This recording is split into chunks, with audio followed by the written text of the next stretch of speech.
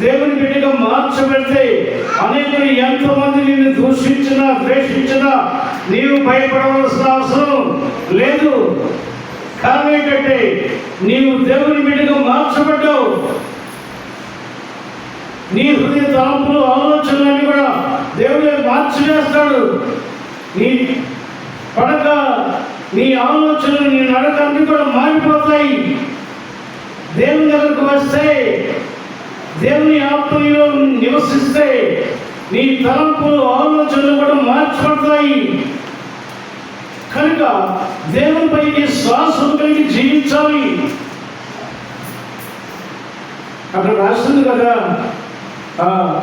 భక్తిహీనులు ఏం చేస్తారంట, భక్తులపై పనులపై విల్లెలు పెడతారంట, కత్తి దూస్తారట. అవును కదా? ఇది దేవుని యొక్క వాక్యంలో ఉంది. భక్తిహీనులకు భయం ఉండదు, దేవుడంటే లేకుండదు. కనుక వారి ఇష్టానుసారంగా ప్రవర్తిస్తారు. భక్తిహీనుల జీవితము దేవునికి అసహ్యంగా ఉంటుంది. కానీ భక్తి పరుల మీదట వారు ఎప్పుడు పడద్రోద్దామని చెప్పి ఆలోచించేస్తారట. కానీ అలాంటి వారికి దేవుడు భయంకరమైన శిక్ష విధిస్తాడు అని చెప్పి వారికి తెలీదు. కనుక ఆత్మ సంబంధమైన జీవితం కలవాడు భక్తిపరుడుగా జీవిస్తాడు. దేవుని ఆత్మ ఎవరిలో ఉండదో వారందరూ కూడా ఇష్టానుసారంగా మాట్లాడతారు. భయము భక్తి లేని జీవితము, ఏ మాట పడితే మాట్లాడతారు. దురహంకారం కలిగి ఇష్టానుసారంగా ప్రవర్తిస్తారు. అలాగూ ప్రవర్తించినప్పుడు వారి జీవితాలు భయంకరంగా తయారవుతాయి. అందుకని భక్తిహీనుల చోట నీవు కూర్చుండవద్దని చెప్పి అంటాడు. మొదటి కీర్తన అంటాడు కదా, దుష్టుల ఆలోచన చొప్పున నడువక, పాపుల మార్గమున నిలువక, అపహాసకులు కూర్చున్న చోటను కూర్చుండక, యెహోవా ధర్మశాస్త్రమునందు ఆనందించుచు దివారాత్రములు దాన్ని ధ్యానించువాడు ధన్యుడు. చాలు, దివారాత్రులు దేవుని యొక్క వాక్యాన్ని ధ్యానం చేయాలి. భక్తిపరుడు చేసేది అదే. ఎప్పుడు బైబిల్ చదువుకుంటూ ఉంటాడు, తన హృదయమును దేవుని యొక్క వాక్యంతో నింపుకుంటూ ఉంటాడు. అదే భక్తిపరుడైతే. భక్తిహీనుడైతే లోకానుసారమైన మాటలు, లోక వార్తలు, రకరకాలుగా చెడు తలంపులు ఆలోచనలతో వాని హృదయం నిండిపోతుంది. కనుక వాడు దేవుని గురించి ఆలోచించడు. భక్తిహీనులపై లేకపోతే భక్తిహీనులు భక్తి పరులపై ఖడ్గం దూస్తారట, విల్లెక్కి పెడతారు అని చెప్పి దేవుని యొక్క వాక్యం సెలవిస్తుంది. అయితే దేవుని యొక్క వాక్యం రాయబడింది కదా, వారి కత్తి వారి హృదయంలోనే దూరుద్ది, తను తామునే చంపుకుంటారు.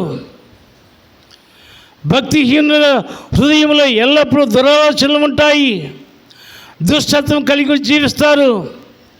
కనుక వారి హృదయము మంచి వారిని ఏ విధంగా పడద్రోయాలి, మంచి వారిని మాట్లాడకుండా చేయాలి. మంచిని ప్రేమించేవాడు భక్తిపరుడుగా జీవిస్తాడు, దేవునితో సహవాసం కలిగి జీవిస్తాడు. కానీ భక్తిహీనునికి దేవుడంటే భయం ఉండదు. కనుక ఇంకా భక్తి పరులపై కన్నెర చేస్తారంట, దూషణ మాటలు మాట్లాడతారంట. చేస్తున్నావులే పెద్ద భక్తి అని చెప్పి భక్తిహీనుడికి భయం లేదు. కనుక దేవుని భయము ఎంత మాత్రము ఉండదు. కనుక ఇష్టానుసారంగా మాట్లాడతాడు. అలాంటి వాడే భక్తిహీనుడంటే. అందుకని దేవుని యొక్క వాక్యం సెలవిస్తుంది, యెహోవా యందు భయభక్తులు గలవారు ధన్యులు. ఎందుకంటే యెహోవా యందు భయభక్తులు కలిగిన వాడు ఏ పాపము చేయడు, జాలడు. ఎవడైనా తప్పు చేయాలన్నా పాపం చేయాలన్నా దడుస్తాడు. ఎందుకంటే అది నా దేవుడు చూస్తున్నాడు. అదే మాట యోసేపు అన్నాడు కదా, నా దేవుని ఎదుట ఇంత ఘోర దుష్కార్యము నేను ఎలాగూ చేస్తాను, నా దేవుడు చూస్తున్నాడు అని యోసేపు సెలవిచ్చాడు. యోసేపు తప్పుకున్నాడు, పాపం చేయకుండా పారిపోయాడు. అందుకని మన జీవితాలు భక్తి పరునికి భక్తి లేని వానికి ఎంత తేడా ఉంటుందో దేవుని యొక్క వాక్యం సెలవిస్తుంది. అప్పటి వరకు భక్తిపరుడిగానే జీవించాడు సంసోను. కానీ దెయ్యాల వల్ల పడిపోయాడు. పడిపోయినప్పుడు తన జీవితాన్ని చేతులారా నాశనం చేసుకున్నాడు. అలాగనే భక్తిహీనులు ఈ దినమున వారి జీవితాన్ని చేతులారా వారే నాశనం చేసుకుంటున్నారు. ఎవరైతే దేవుడంటే భయము భక్తి కలిగి జీవిస్తారో వారు తమ జీవితాన్ని కాపాడుకుంటారు. కాపాడుకుంటే వారికి నిత్య జీవము లభిస్తుంది. ఎస్, ఇటర్నల్ లైఫ్, ఎల్లవెల్ల జీవించేది. ఫెలోషిప్ విత్ గాడ్, దేవునితో సహవాసం కలిగి జీవిస్తాడు. కనుక ఆత్మ సంబంధమైన జీవితం కలిగి జీవించాలి. స్పిరిచువల్ లైఫ్ ప్రతి ఒక్కరికి అవసరము. Need the spiritual life every one. ప్రతి ఒక్కరికి ఆత్మ సంబంధమైన జీవితం అవసరమైందని చెప్పి దేవుని యొక్క వాక్యము సెలవిస్తుంది. భక్తిహీనత అనేది ఎలాగ వెళ్ళడంట దేవుని యొక్క వాక్యంలో రాస్తుంది కదా, అది బొబ్బలు పెట్టిదట. అది కాముకురాలు, లేకపోతే వాడు కాముకుడు. భక్తిహీనుడు అనేవాడు కాముకుడు. కామము వారి హృదయంలో సుఖ నివాసం చేస్తుంది, లేదా సైతానుగాడు వాని హృదయంలో నివాసం చేస్తాడు. కనుక భక్తిహీనత అంటే వాడికి భయం ఉండదు. ఇష్టానుసారంగా మాట్లాడతాడు. నా ఇష్టం త్రాగుతా, తిరుగుతా, నా ఇష్టం వచ్చినట్టు జీవిస్తా. ఎంతవరకు నీ ఇష్టం? ఏ పాటి వాడు నీవు? నీ బ్రతుకు ఏ పాటిది? ఎంతసేపు మన జీవితం అని గ్రహిస్తే వారు భక్తిపరులుగా జీవిస్తారు. దేవుని యొక్క వాక్యానికి లోబడతారు. దేవునితో సహవాసం కలిగి జీవిస్తారు. ఎందుకంటే దేవుడు పరిశుద్ధుడు. అందుకని అంటున్నాడు, నేను పరిశుద్ధుడిని కనుక మీరును పరిశుద్ధులై జీవించండి. మీ జీవితాలను నాశనం చేసుకోవద్దు. భక్తిహీనులు కాకుండా, భక్తిహీనులు కావద్దు. మీ జీవితాల్ని జాగ్రత్తగా కాపాడుకున్నట్లయితే మీరు ధనియులవుతారు. అదే దావీదు మొదటి కీర్తన రాశాడు కదా, యెహోవా ధర్మశాస్త్రమునందు ఆనందించు. ఎక్కడుంది ఆనందము?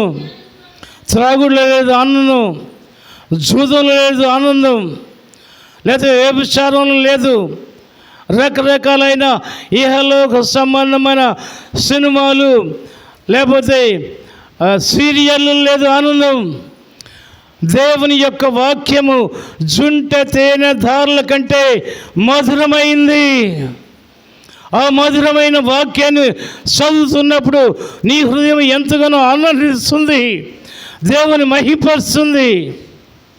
కనుక అలాంటి జీవితం కావాలని ప్రతి వారు రక్షించబడి మంచి జీవితం కలిగి నడుచుకుంటూ భక్తిహీనులు కాక దేవుని యందు భయభక్తులు కలిగి జీవించాలని దేవుడు కోరుకుంటున్నాడు. కానీ భక్తిహీనులైతే భక్తి పరుల మీద పళ్ళు కొరుకుతాడట. అంతేకాదు వారిని చూసి అసహించుకుంటారట. మంచివాడిని అసహించుకునేవాడిని ఏమనాలండి? ఏమంటారు?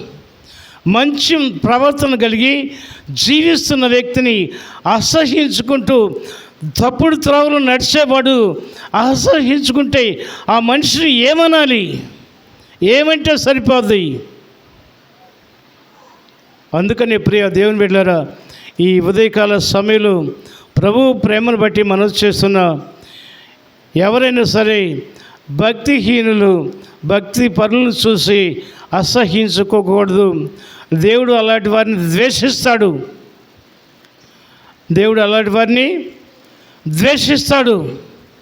అంతేకాదు, ఆయన ఉగ్రత వారి మీద కుమ్మరిస్తే తట్టుకోలేవు. ఆయన ఉగ్రత గనుక నీ మీదకు దిగి వస్తే నీవు తట్టుకోలేవు. అందుకని అలాంటి ఉగ్రత రాకమునిపే దేవుని యందు భయము భక్తి కలిగి నడుస్తూ దీనులుగా జీవించాలని కోరుకుంటున్నాడు దేవుడు. ఎలాగ జీవించాలని చెప్పండి? దీనత్వం ధరించుకోవాలి. చెప్పండి గట్టిగా. అందరూ ప్రతి ఒక్కరూ దీనత్వం ధరించుకుంటే దాన్ని హంబుల్నెస్, దీనత్వము, తగ్గింపు జీవితం కలిగి జీవిస్తే అలాంటి వారిని దేవుడు మెచ్చుకుంటాడు.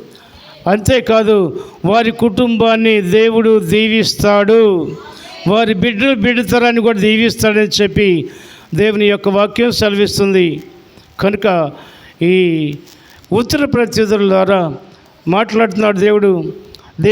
దేవుని యందు భయము భక్తి కలిగి ఆయన సహవాసాన్ని కోరుకుంటూ ముందు కొనసాగాలని ప్రభు ప్రేమలో మనవి చేస్తున్న దేవుడి కొద్ది మాటలను దీవించి ఆశీర్వదించునుగాక. హల్లెలూయా.